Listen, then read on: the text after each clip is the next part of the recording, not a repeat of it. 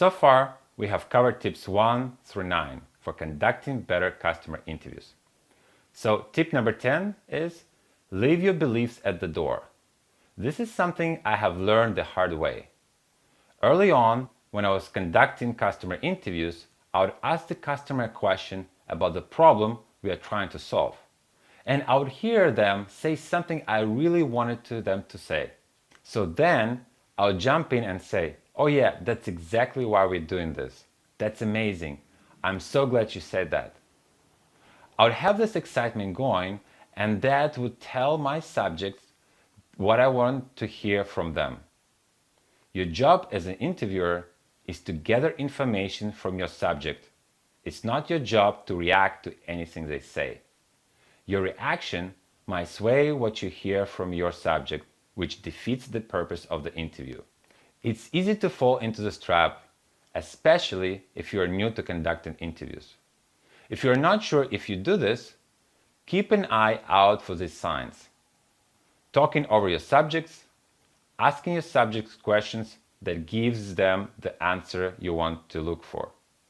Jumping to conclusions. If you catch yourself doing any of these things, take a step back, take a deep breath, and shift a more neutral approach. Tip number 11 is to ask the same question in a different way. Tip number 11 is to ask the same question in a different ways. Here's what I see with lots of subjects.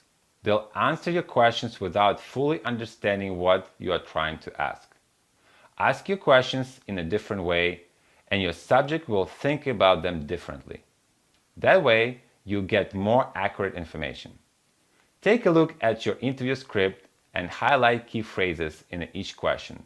Then, practice saying those questions in a different ways. For example, during the customer interview I have done while working on Publish Now, I would ask, what are the challenges your team faces in the content production process? If the customer says there aren't any, I would also ask, is there anything you would like to change in your current content production process? And then I would even follow up with, in the ideal world, what would your content creation process look like? All three of these questions are probing customers on how they see challenges in the current process, what they would like to change or improve, and how they see this process in an ideal world.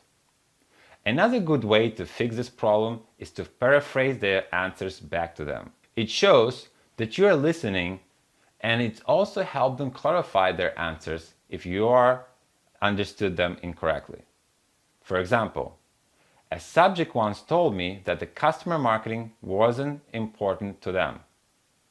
I responded, "So you say that content marketing isn't that important to you? Am I getting that right?" Then they explained what they meant with more context so I could fully understand. Tip number 12. Look for the problems that can be solved and successes that could be replicated. From the amount of information you'll get from talking to the customers, solvable problems and replicatable successes are going to be the most useful to you. Why are they so useful? Because they provide invaluable data on how you can help other customers solve the same problem or replicate the same successes. If you can integrate this feedback into your product, you are going to be able to have a much better impact on your future customers. One of the most difficult parts of conducting interviews is being an active listener. It's easy to get caught up thinking about what you are going to say next, or how you might respond, or what they're saying. You might struggle with habits like spacing out, or looking at your phone, or browsing the web while the customer is talking. Practice focusing 100% of your attention on the person you are interviewing. Tip number 13. Practice active listening. So the tip number 13 is to combat these distractions by being an active listener. Focus on asking follow-up questions and take bullet points as your subjects speak. You also have your call recordings in case you miss something in your bullet points. Tip number 14. Be respectful of your customer's time. When you're conducting your interviews and notice that there are only a few minutes left, be sure to acknowledge that. I see that we have coming to an end of our scheduled time. I just have one last question I want to ask, and then thank them and wrap up the interview. If you still have questions left at this point, you could say the insights you are sharing are so valuable. I know we have only a few minutes left, but I would love to ask just one more question. Would you mind if we stay for another 5 minutes? If they say yes, keep going, but don't go any further than 5 minutes. If they can't talk for any longer, wrap up the conversation and then send a follow-up email to see if they will be willing to talk again for a quick call. If they're passionate about the topic and you feel like their initial call went well, they might be open to it. Either way, the important thing here is to respect your subject's busy schedule and acknowledge their time. Your subjects gave up their time to answer your questions. It's your job to keep on track of time and wrap up on schedule. Finally, tip number 15 is end your interview on a strong note. Steve Blank has 2 great recommendations for this.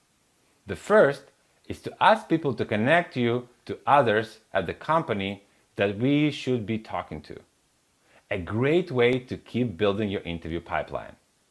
The second is to ask if they have any other questions they think we should have been asking. This allows your subjects to share information they might have been thinking about, but that you didn't get to because of the way you directed your conversation. This helps you uncover some potentially powerful information.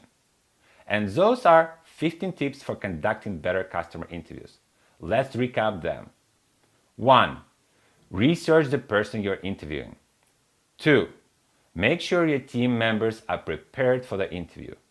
3. Be prepared and be on time. 4. Briefly introduce yourself and explain goals. 5. Ask for permission and record the interview. 6. Create a comfortable environment. 7. Your interview should not feel like an interview at all. It should be a conversation. 8. You're in control of the conversation. It's up to you to direct it. 9. Embrace the silence. 10. Leave your beliefs at the door. 11. Ask the same questions in a different way. 12. Look for problems that you can solve and successes that you can replicate. 13. Practice active listening. 14. Be respectful of your customer's time. 15. End your interviews on a strong note. Now, let's head over to the next section where we're going to talk about analyzing feedback from the interviews.